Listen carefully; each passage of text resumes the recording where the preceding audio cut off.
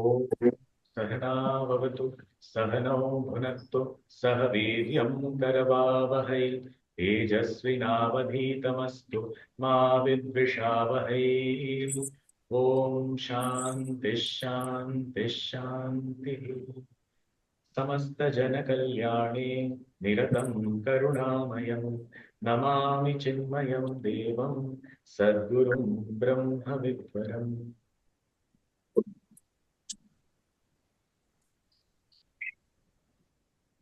Swami, my first question. Like Arjuna, when he got overwhelmed by anxiety, he decided to surrender at the feet of Lord Krishna and accept whatever Lord Krishna was to instruct him and tell him. But in situations in my life where I get overwhelmed, I don't surrender at anyone, but rather try to manage them myself. And in such situations, I feel that I'm very forced to have to set out a set routine, which is like to continuously study or work, which I've set for myself. So what do I do to manage these situations, and how, and what am I doing? What am I doing? Is it right, Swamiji?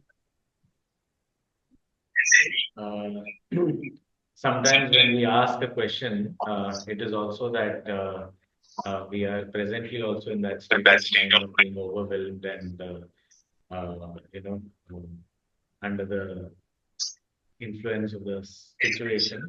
So, on behalf of Satvik, who is a chick from Singapore, I welcome everyone to this Gita Alive session this evening. It's 7:30 p.m. Singapore time.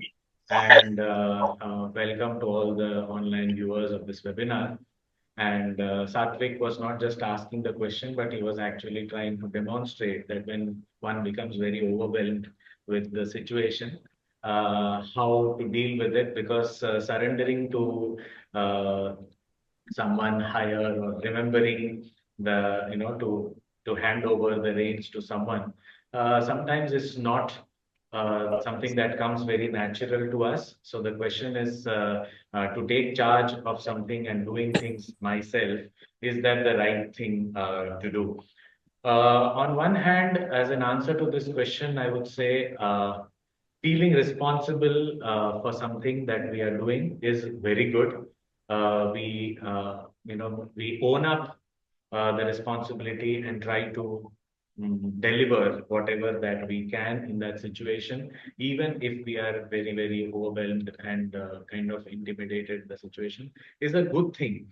However, we also need to understand that everything we will not be able to ourselves handle. There are so many factors that are involved, and when we reach a point where we find that it's somehow I'm not able to handle this, then it's a natural state of the mind that I look for some altar where I want to surrender myself. I want to take support of someone who is a well-wisher, someone who is capable of guiding me, helping me, holding my hands through difficult times.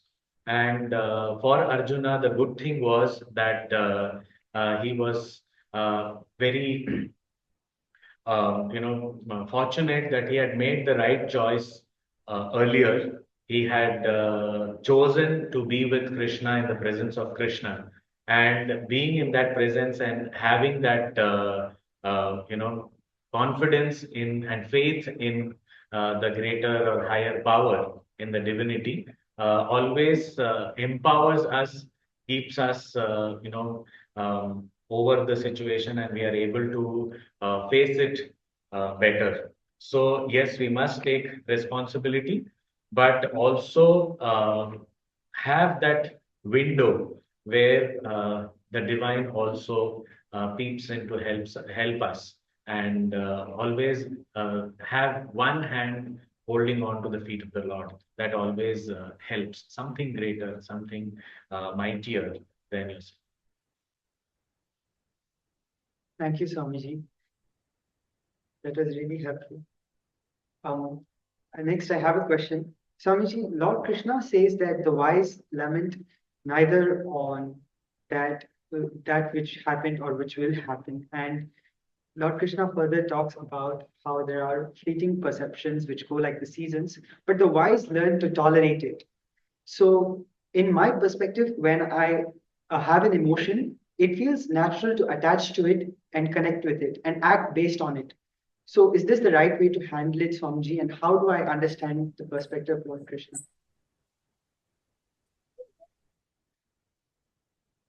This question is also, very common, that not to get affected by any situation and let it pass, and don't get attached to it, don't get involved in it too much.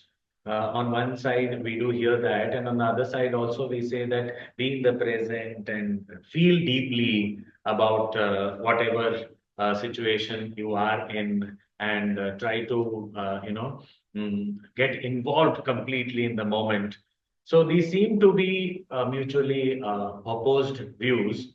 So what we need to uh, perhaps understand is there has to be a little of both, in the sense I need to ensure that whatever moment I am in, I have to be fully involved in that moment. I have to feel everything. At the same time, I also need to make sure that my mind does not hold on to it and remain attached to it. Because if I'm going to be attached to something, then that is going to create a lot of sorrow, because it is going to pass. So whatever passes, I need to let it pass. However, till the time I am in that situation and that emotion and that environment is there, I need to be totally aware of that present situation. However, not consider it to be a permanent situation or emotion. And when it has to pass by, I let it go and I do not hold on to it. It is holding on to it that gives me greater sorrow. Otherwise, if it is experiencing that moment completely, that actually is liberating. So I don't think you need to worry about that. Thank you, Swamiji. So, one of the most common verses that I've heard many times from Bhagavad Gita chapter 2 since young is to treat alike happiness and sorrow, loss and victory, and success and failure, to work towards the sake of the duty. But in my life, I find that many times I work towards success and happiness instead. So I want to shift and elevate my perspective, Swamiji. Please tell me how I should focus more on working towards duty rather than success or happiness.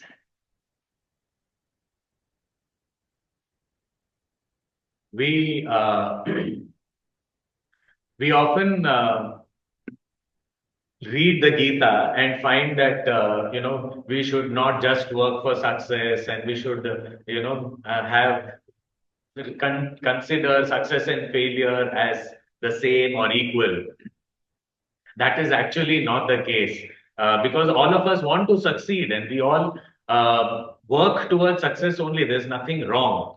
However, when we define success and we say that this is the only way that the outcome of my action should be there, and whatever I want, I should get it in this particular way, and I become very insistent and very narrowly expecting those things, that is when the problem comes. Otherwise, all of us must work for success, even whether it was Arjuna or us. All of us, whatever we undertake, we want to be successful. Even this particular experience that we have, all of us are watching this video right now, webinar right now. So this also, we want something to succeed. And if we have, like we have switched on our phone, then we want to see the video. That success we want. It is not that, okay, even if I am not able to see the video, never mind, at least I switched on my phone, at least so much I did. No, that is not the purpose. The purpose is I should be able to succeed in my endeavors. But at the same time, I should ensure that I do not get affected by the outcome. I work for success, but do not get deterred by failure. So, how can I do that? When I am uh, performing any action, all those actions, of course, I am aligned to success. I want to gain success, no doubt about that. But at the same time, I also want to ensure that I don't get disappointed when it does not come in the same form as we have expected it to come. So, therefore, our attempt has to be do the best, work for the best, as Puja Gurudev says, and when the outcome is there, whatever comes, I am happy with it, and I put in greater effort so that I can keep succeeding going forward also. So it is. So what is my duty? My duty is to put in my best effort because that is what I have in my hands, and the outcome anyway I do not have in my hands. So whatever outcome is there, I am able to gracefully accept. I'm able to digest it, and I'm able to without getting bogged down by that situation. I am able to work towards the goal again and get up and start walking in that direction so that we can achieve success more and more, and success should become a habit for us. Thank you, Swamiji. Lord Krishna also mentions that people lose the higher principle and they get bewildered by glorified parts of the Vedas. So there are parts of the Vedas about trying to attain a higher position in the next birth for sensual enjoyment, for having more childbirth, and other for better opulence and as such. And we all do indulge as youth in parts of these in our life as we go along. So, how do we understand the right way to incorporate this and when these become part of our duty, Swamiji?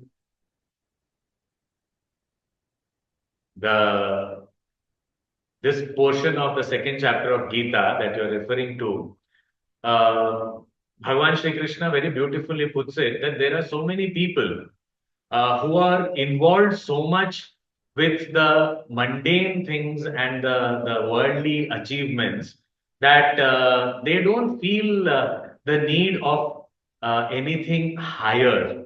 So they consider even the Veda to be advising only that which is,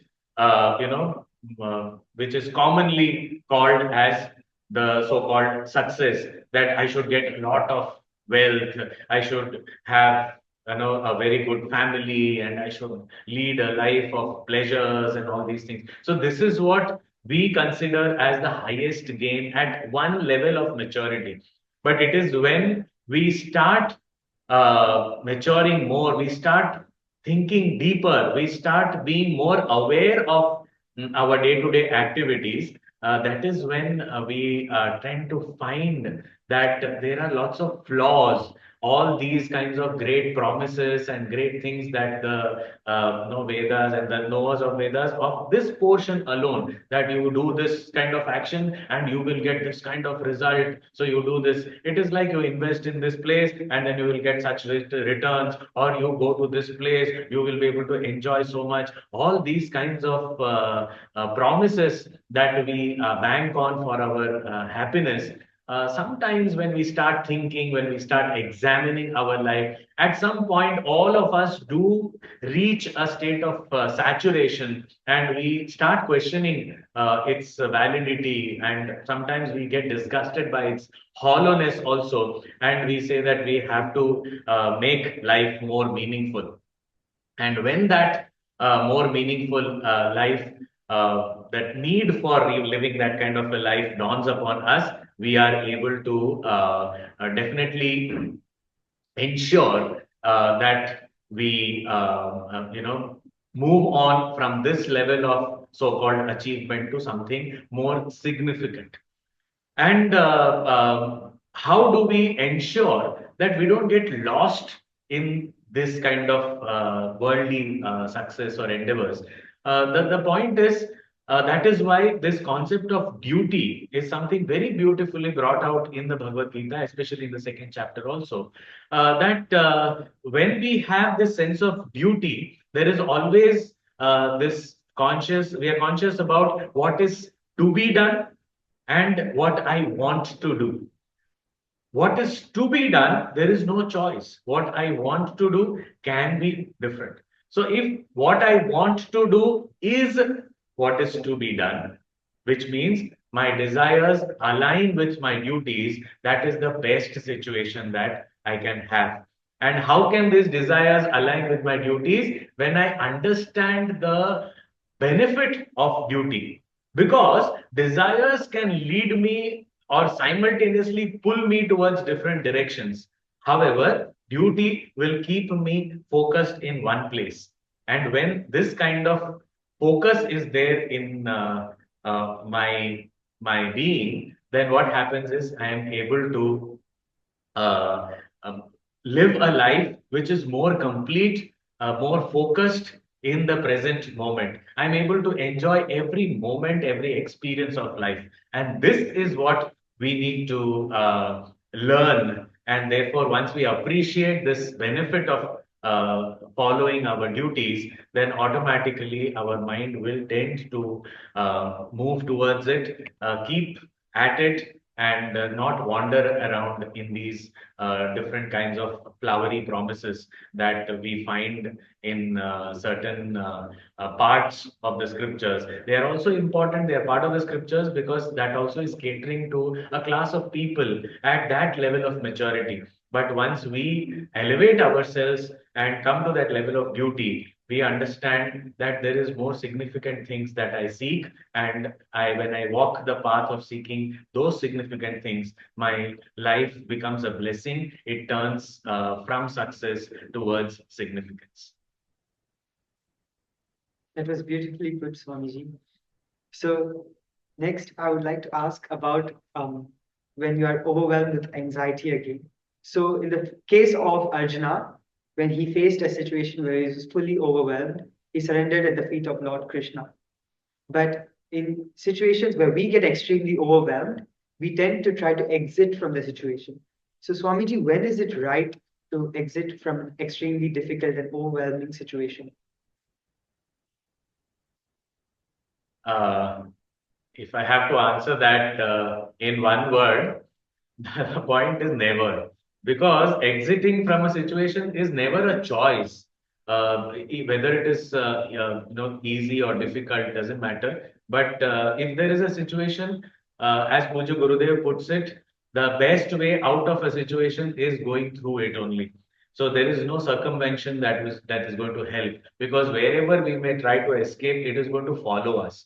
Puja Gurudev very beautifully explains this when Arjuna also wants to run away from the battlefield. The first attempt was that only. And when he wanted to do that, Sri Krishna refused. He said that no, you're not supposed to, you're not going to do that, and I'm not going to allow you to escape from the situation. And why?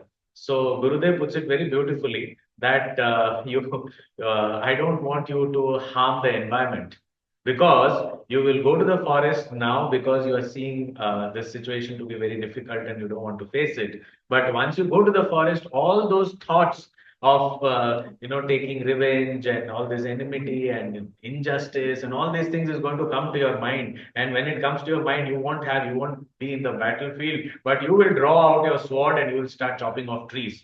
So then Gurudev very beautifully in his humorous way said that Bhagavan wanted to save the forests also. That's why he did not let Arjuna flee.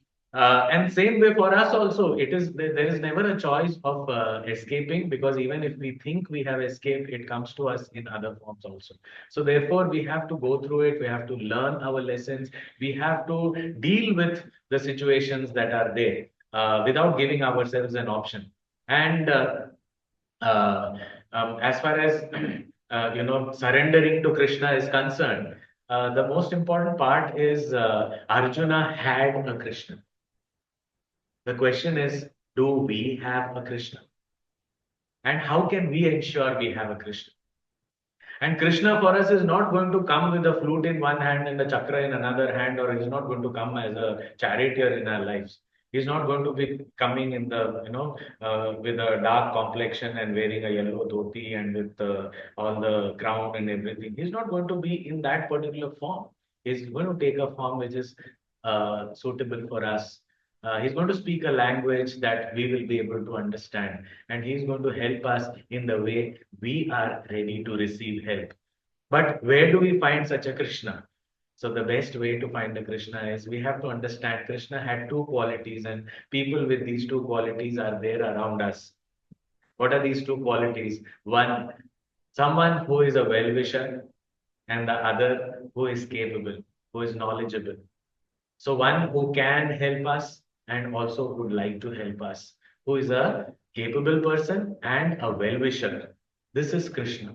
And such people, if we can have one such person in our life, who can always be with us, who can hold our hands, who can walk us through difficult situations and help us come out of those difficulties and not let us escape, not let us circumvent. If we have such a person in our life, we have our Krishna. We have to pray to him. We have to ensure that he's there with us. One such person. That's all. It could be in the form of a sibling. It could be in the form of a friend. It could be in the form of an elder. It could be anyone. Any form. Doesn't matter. But someone whom we can hold on to, someone whom we know that that person is not judging me, someone in front of whom I can be myself without feeling ashamed, without feeling afraid. If I can find one such person in my life, I have followed in the footsteps of Arjuna, and I will be able to surrender to that Krishna, and I will be able to ensure that I go through that difficult situation and learn my lessons, get enriched, and come out of it forever, and do not have to repeat such situations in my life ever. Thank you, Swamiji. So, Lord Krishna also mentions to Arjuna that there is merit in fighting for a right cause. And even in other, like Greek mythology as well, it mentions that warriors who fight for the right cause will end up in heaven. So, in the case for me, I don't always see material reward, or it is not visible. That material reward may not be incentivizing for that right action. So, Swamiji, how do I understand what is it that this reward is for the right action? Right action, if I'm doing it for the reward, then actually I'm working for the reward and I'm not choosing the right action. I have to choose any course of action in life uh, when I am able to,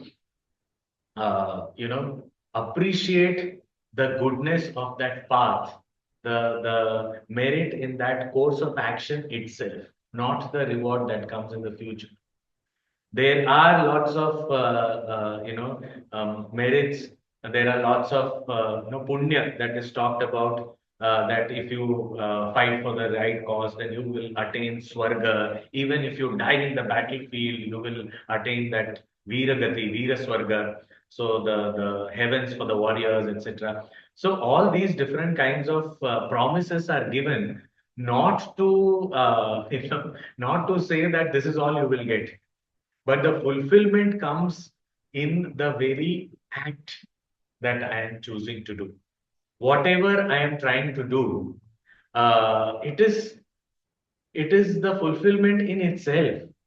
That yes, I have to stand up for something that is right, and that itself is fulfilling. That itself feels, that yeah, I have achieved what I needed to achieve. So if I can recognize the goodness in the right path, recognize the not the futuristic thing, but what I will feel in the very present, in while going through that course of action. If I can recognize that, if I can spend some time in knowing that, that itself will help me. How do I know that? How do I recognize that? One is, of course, a trial and error method is possible. When I try out something and choose the right path, and I myself have experienced it, that it is something that really is a lot of burden is offloaded, and I'm doing the right thing, and I have a clear conscience. I'm able to sleep at night. So that experience itself will help me to choose that right course of action. Sometimes even being in the company of people who are able to guide us, who are able to show us that goodness of that right path, that also helps us to see people following the right path and able to you know to be able to uh, feel that strength in them, that happiness in them, and then taking inspiration from them. Reading the life stories of great people who have chosen to be on the right path and have succeeded in that. Being in the thoughts of such great people, all these different activities do help us in seeing that uh, goodness in that right path, and then choosing that consciously as as the only path that I want to follow. So the discussion that we had on duty a little earlier, that dutifulness, that when I am able to stick to duty and understand that this life is actually a good life, and I don't want to do anything incorrect, because that will create a lot of load on me.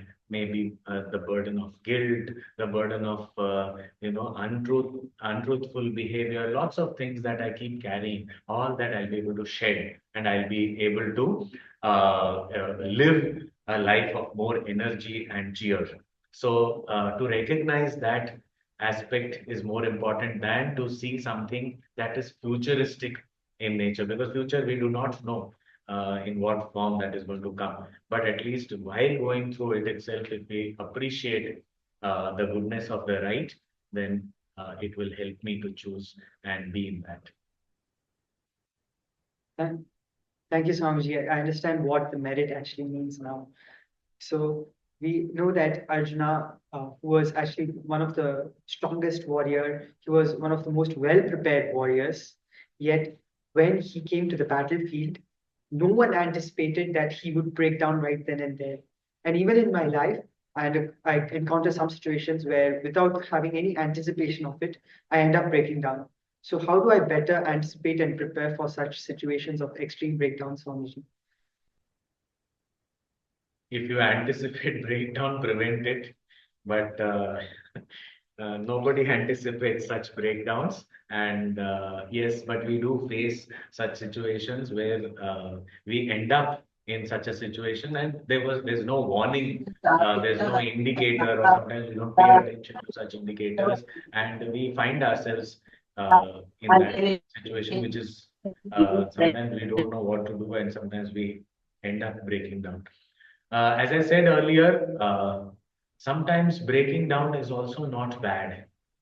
In the situation for Arjuna, he broke down, but the good thing is he broke down in front of Krishna. So breaking down in the presence of a capable, well-wishing friend is a good thing. So it's not always bad. Sometimes such breaking down also helps us to get rid of all that baggage that I am carrying. Sometimes I carry this, doership, so much of that. I am doing it. I have to do this, and I have to prove myself, and all these kinds of things. I keep, carrying this unnecessary baggage. So I need to, shed all that baggage. And sometimes breaking down helps me in that also. So, as far as reaching that situation and recovering, one thing is, of course, if we have done our prior work of choosing that Krishna and keeping that Krishna with us all the time, does help. And the other thing is, if I find myself in that breakdown situation, I need to always remember these words, which Gurudev has also so many times, stressed upon this, which is even this will pass away. So there is a situation. Yes, I am in a bad state. Yes, I find myself broken down. Yes, but this is also going to pass. And when this is going to pass, I will be back on track. And I have to put in effort, which Gurudev very beautifully puts it, that the glory is not in never falling, but it lies really in getting up and walking again each time you fall. So, fall should never be the end, breakdown should never be the end. It should be a new beginning for us, that we go back to life with greater vigor and enthusiasm so that we are able to succeed in whatever we take up. As far as anticipation of such a situation is concerned, I think a little bit of a window has to be kept open for any such surprise that comes to life. Because life is full of surprises. Whatever, how much ever we may plan, there will always be something or the other that will happen which we have not planned, something that will be completely a surprise for us. When such a surprise we face, we should keep that window open, that okay, some surprises I will always get. So when I have prepared well and planned well for my any activity, then I have no, I am well equipped to go through that situation. And if there is any surprise, I am not burdened by the regular, I am not burdened by the routine. So because I am already prepared with the routine. So therefore, when such surprises come, I am in a better position to face them. I am in a better position to deal with them. So to expect such a thing happening outside is a wise thing, but we don't need to expect ourselves to break down. We can prepare ourselves that such things may happen, but I will be strong. Arjuna prepared for the war 12 plus 1, 13 long years he prepared.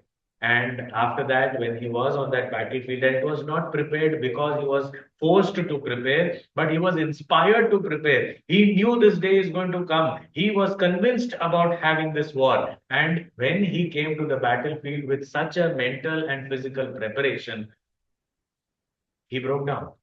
Why? Because he did not anticipate that the war will be of such a scale. He did not anticipate that his own worshipful grandfather and teacher will be standing in the army lines opposing him. So he never thought of all these things. So that is why we have to keep this window always open, that the most unexpected thing can happen. So in Hindi we say ऐसा भी होता है. So such kind of things are also possible. Anything is possible. So if we open that window for that possibility, then what happens is anything comes to life. I say, huh, I knew something would like this would happen. So it's okay. With a smile, I try to deal with it with the best of my ability, wisdom that is available, and of course with the help of Krishna of my life. Thank you, Swamiji. You mentioned about the doership that sheds us the baggage as well. And so my next question is about that. Lord Krishna mentions you only have the right to act, but not to the result. But I find in many situations, I put in so much effort into a certain action and I'm completely involved in it. And I feel that I deserve that result. So, how do I properly understand what Lord Krishna is saying and elevate my perception, Swamiji? When Sri Krishna says, now there is a very famous verse in the second chapter of the Gita. All of us must be knowing at least the first part of it. Karmanyevadhikaraste ma phaleshu kadachana. And the second line says, ma karma phala hetu bhuvu ma te sambostu akarmani. The idea that Sri Krishna is presenting here by saying that your right is only to act and you're not entitled to the result does not mean that you are the result will not be achieved by you or you will not get the result of the actions. In fact, even if we do not want the result of an action, we will get it. We will be forced to receive it. So it is not that I am not entitled to the result. It is not that we should not think about the result at all, because as we discussed earlier, we all work for being successful. We want to succeed in any undertaking. So we have to think about, we have to consider the result. But whenever we take up any action, there are different phases of action. We have to understand that, and that is what Sri Krishna means in the Gita also, especially through this verse also. First of all, there is no place for inaction. Mate sangostu akarmani. Don't get attached to not working, because that's not an option. Take that out, because sometimes what happens is we look for an escape by saying that I will not do only, and thinking that this will help me evade that situation, or it will not come in front of me. But that is not true. There is no escape. There is no getting away. So if there is a situation, I have to go through it, and I have to work towards it. So there's no inaction, no inaction. Let that not become your attachment. So mate samgostu akarmani. That's one thing. Second thing is also that we need to understand that when we work only for the fulfillment of our desires, ma karma phala hetu. If we are working only for the fulfillment of certain desires, there is a possibility that the desire may not be fulfilled in the exact manner that I want it to be fulfilled. So sometimes, just for an example, I want a cup of coffee, and there are so many conditions attached to that one cup of coffee. I want a particular temperature, I want particular strength, I want it to be presented in a particular way, I want this particular brand, so many such kind of things. I have to be in a good frame of mind, it should be presented well, I should be able to accept it well, I should be in that mood of having that cup of coffee. So many things are involved, and all these things getting fulfilled, then I will get little bit of happiness. So if I am only focused on fulfilling my desires, and that too I am very insistent on the fulfillment of desires, that is going to create only sorrow in my life. So ma karma phala hetu. So then in the first line, what Bhagavan says, that it is not for the result that you are acting. It is not, you are not entitled to result. That does not mean that you will not get the result. Because sometimes we all perform certain action, some wrong actions and all we perform, and then say that I don't want the result of it. But even if we don't want, we get the result. So when we don't get, when we don't want, even then we get the result. Then obviously, the desired result also, if it is a something good, something bad, everything we will get. So then, what does it mean by ma phaleshu kadachana? So what it means is, it cannot, this result cannot be the only aim of performing actions. So if result is not the aim of performing actions, then what is? It is duty. That if it is supposed to be done, I do it. That's all. So my inspiration is not the result. So it is not that I'm not entitled. And whatever action I do, I will get its result. So if I have worked, let us say I am in a job and I work for 1 month, at the end of the month, I will get the salary. So the verse does not say that you will not get the salary. You will get it. But to insist that this particular way, this time, this way only I want it, that insistence, Bhagavan is saying, you leave it. You don't start imagining, you don't start thinking about it. You just let it be. So what are the stages of action? First, decide that I am not going to get attached to inaction. I will keep acting, number one. Number two, we will also we have to be very clear that all this action that I perform, it has to be towards a goal. So setting my goal is the next very important phase. Once I have set my goal, I plan out my roadmap In that planning, I have to think and consider certain outcomes, that this I have to do and this may be the outcome. It is like planning for a chess match. When I make a move, I plan a move, I know that these could be the moves from my opponent, so I do consider that outcome, but I don't only bank on a particular type of outcome. So these are all possibilities, and something more also which I have not thought of, but that could be an outcome. The outcome will come. And then once I start my action, I do not bother about the outcome. I keep playing, I keep taking each step, as Puja Gurudev has said, and in the movie On a Quest, all of us must have watched, which is on YouTube also now in various languages. There is this very powerful dialogue which Puja Gurudev says initially, and later on Puja Guruji also says it towards the end of the movie, and that is start walking, the path will get clear.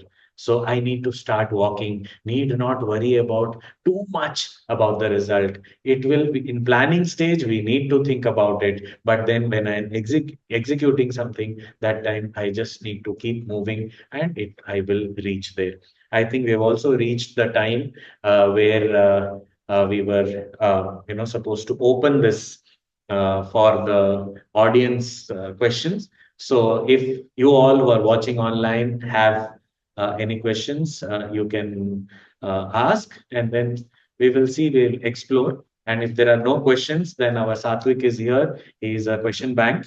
So he has unending questions, and second chapter being a very long chapter, and he has also kind of studied the chapter. So therefore, he has a few questions. So we can take one more up till the questions are posted. Yes, Satvik, you have some more to ask? Swamiji, I can go on asking. Yeah, please. My next question, Swamiji, is actually on the same matter of fruit of action. And this is something not only I have faced, but many of my friends have also shared this similar experience. So what happens in some phases in, especially living in Singapore, we find that what fruit of action, there is no fruit of any action we do. And we find there's no happiness from doing anything. And in such situations, especially in Singapore, we tend to be indoors a lot of times. And when we go out, we end up going to the same few places. So we feel that no matter what we do, we are not escaping out of a so-called rut. But understanding and being aware that this is just a delusion, how do we see past it, Swamiji? Actually speaking, you're talking about something connected to Singapore.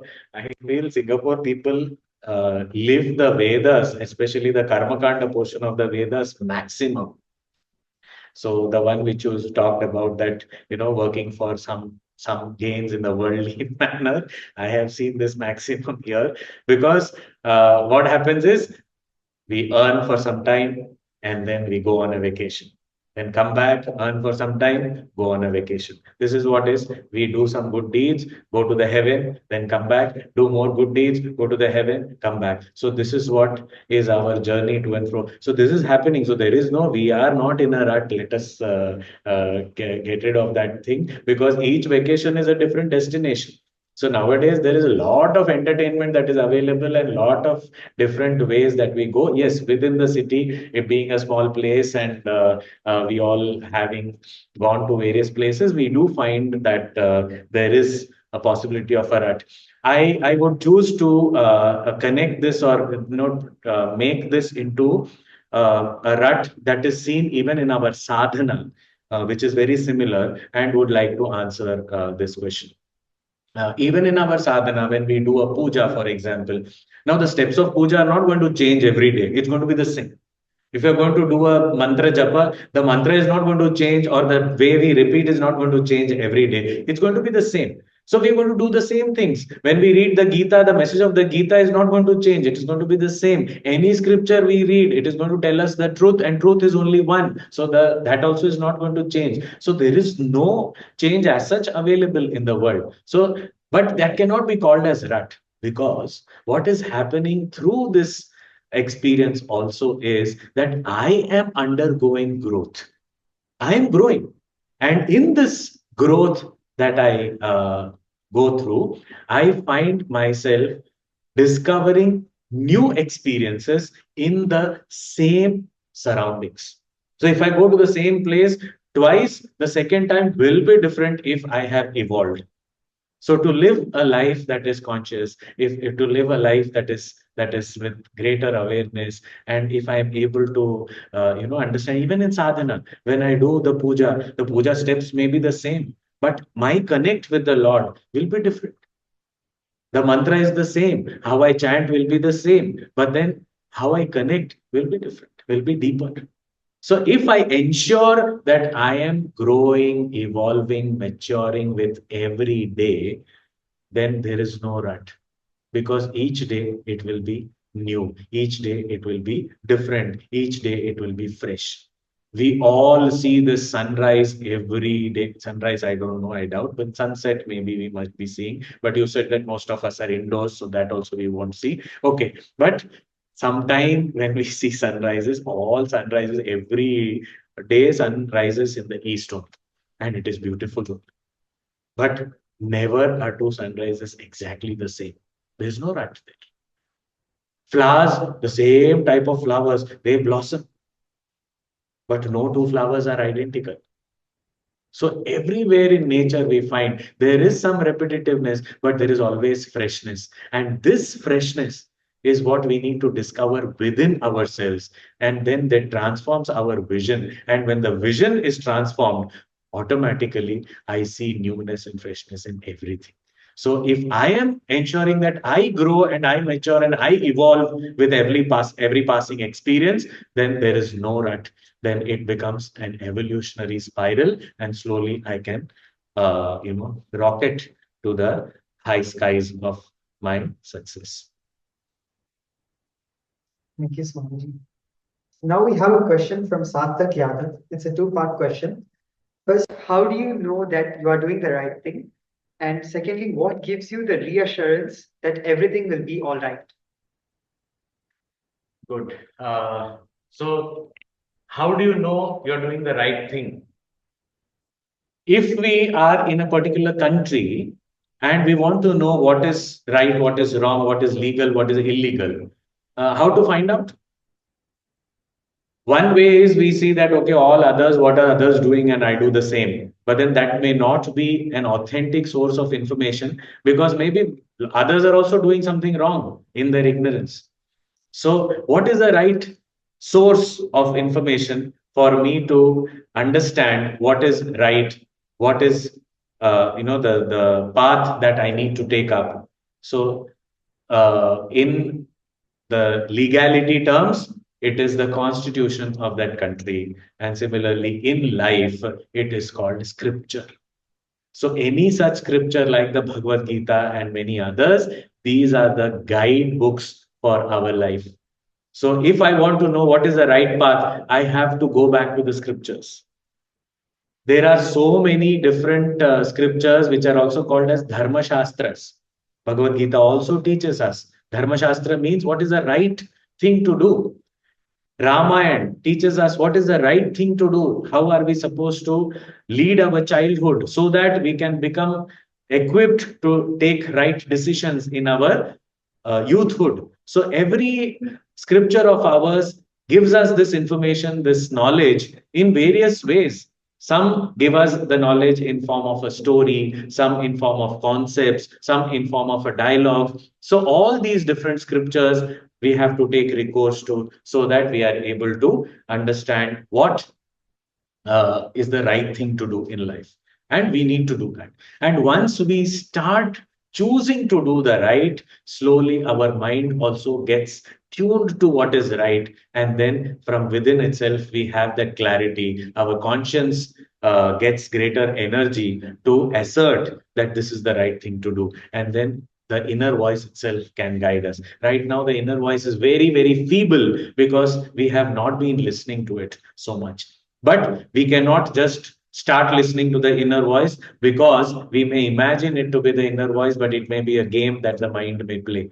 So we better safer is to take recourse to the scriptures and get the right information from there. And if I cannot directly approach the scriptures, I may not know the language that is Sanskrit and the way it is presented, then there are so many people who are knowers of scriptures. We should try and approach them, get guidance from them, and that is the way to know what is a right thing to do. Second thing is what? How do we get the assurance that whatever?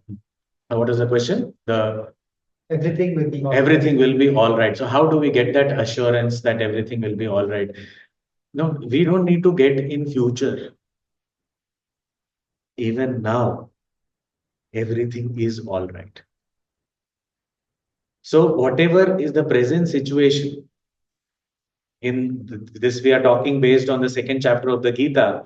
But if we think about the 11th chapter, there is one very beautiful revelation that Arjuna gets, and at the end of it, Arjuna says that everything is right in its place. He uses this word, which is a very powerful word, that is sthane. Sthane means everything is fine. This is what a loose form of this only has been adopted, and we all must have watched this movie called Three Idiots in Bollywood, which says all is well, all is well. But this all is well is a very superficial concept. Sthane is a deeper concept with that faith that I have to choose the right thing to do. Things will be fine. They may appear to be, uh, disturbing, agitating. They may appear to be challenging, but it will be fine. One thing that will help us to also reinforce that this thought is just introspect and look at life that has gone by. In our own life past, whatever few years we have lived, if we look deep into our own past, we will know that things have been taken care of, things have been good. I thought that I am doomed, and then at the end of the day, I find that things are fine. Everything is fine. When we were in school, we must have, one day I did not do my homework, or one exam I did not pass, and I felt that that's the end of the life. In my college, one breakup, I felt this is the end of life. But I find that I'm fine, I'm doing fine. So when I examine my own past, I understand that everything has been good only. So that is the best assurance that so far something has been fine. Further, also, it will be fine, provided I make conscious decisions and stick to what is right. Then definitely everything is bound to be fine. Thank you, Swami. That really answered the question beautifully. And right as you were talking about the inner voice, there's a question about it from Jyotsna, who's also part of Chick. She said, asking, how do we differentiate between the voice of ego and the voice of wisdom? How do we differentiate between the voice of ego and voice of wisdom? As the question itself shows, that there is a very thin line, and there are all chances that we may mistake them for each other. Whenever there is this voice of the ego, there is always some kind of other emotion that is always associated with it. Some kind of excitement, exhilaration, some kind of, anxiety, etc. But when it is the voice of wisdom, there will be a lot of peace. It will have that depth, that weightage. So that itself will give us the difference between the two. Secondly, it is not something that I can, try and do suddenly. All of a sudden, I say that, okay, I have to start listening to my inner voice or my conscience. That's not going to happen all of a sudden. Even the conscience has to be trained to become loud. In the beginning of this session, many people felt that the volume is so low, and all of you commented that no, it has to be louder, louder. It was trained. Slowly, it started becoming louder. And now it is loud enough. I hope all of you can hear. So this inner voice also, we have to train it to become more and more loud. And how can we train it to become more and more loud? By listening to it. If I keep listening to it, it will become louder. Now, the question remains that how do I listen to it? Because I may be just listening to the ego and thinking that it is the voice of this inner conscience. That's because when we take any decision or have these thoughts based on our likes and dislikes. When I say this will be so nice, I will like it, and based on the likes and dislikes, if I start taking my decisions, my voice of ego will be louder and louder. But when I start taking decisions on what is right, what is to be done according to the scriptures, according to my well wishers' advice, when I start doing that, when I start training myself to do the right thing, what happens is my inner conscience also starts getting more and more strength. So, to be able to align myself away from my likes and dislikes to what is right, that alone will help me to hold on to the conscience, make it stronger, louder, and I will be able to listen to it. And as I said, that will be something that will be peace giving, and it will not create any agitation or excitement, whether it is happy or sad. Thank you, Swamiji. One more question we have received. How do we manage expectations of completing education, balancing relationships, and our career, all within the same age? How can we balance everything at once, especially at a prime age of youth? Very nice question. And with this is the last question that we will be able to take. Whoever has given the question, many people will be hopefully thinking about this, and I'm also, very happy to think about this aloud here. The stage youth itself means the one who is capable, not just physically, but all our faculties in this age are all in their prime state. They're fully strong, fully alert, and this is the stage where not just these things of career and relationships and all these things, much more can be achieved. In our ancient days, we have a lot of instances where we find that there were youngsters who achieved the greatest and highest and supreme truth. Also, they realized in their youth only. Our scriptures, our Upanishads have been for youth only. All the students, if we see, they were all predominantly, most of the Upanishads have the students as youth only. So it is possible only in the youth. We may feel that it is all scattered. Now, why do we feel they are scattered and I have to do so much? This also I have to do, that also I have to do, and I'm not able to make time for everything. That's because I start fragmenting my life into these sections. So I say, this is my school friends. So with them, I will do this. Then these are my college friends. I will do this with them. These are my family members. I will do this. So within relationships also, I have so many fragments. And these fragments, as though never meet each other, they are all watertight compartments. So then I say, I have given time to my family today, so I could not give time to my school friend. Oh, I am so sad. And then how to balance? And then this very common question of how to create this work-life balance. The point is balance. The word balance is required only when there are two. But as far as an individual is concerned, we all, when we live life, it is one life and it has to be a whole life. So we have to create that, in computers, when they go slow, it is said that we have to defragment. So all the fragment of data that is there in different places, all this has to be packed up together so that it has more free space to function better and faster.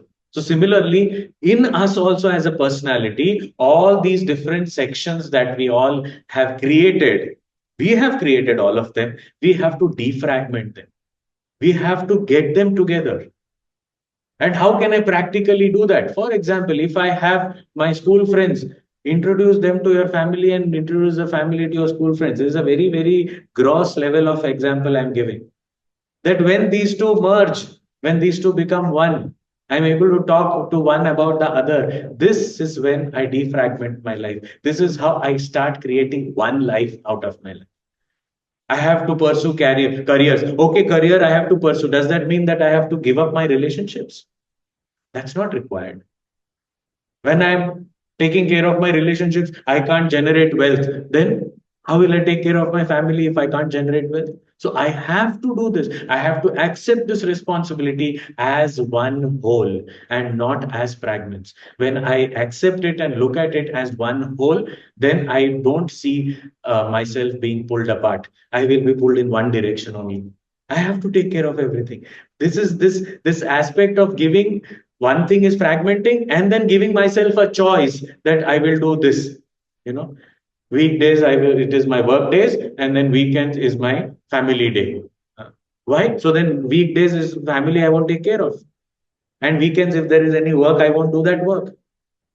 Sometimes even in Chinmaya mission, when we say that we chicks and all, they come, if they have that weekend, we will be in chick, and rest of the time we will be chick. Means we are not chicks.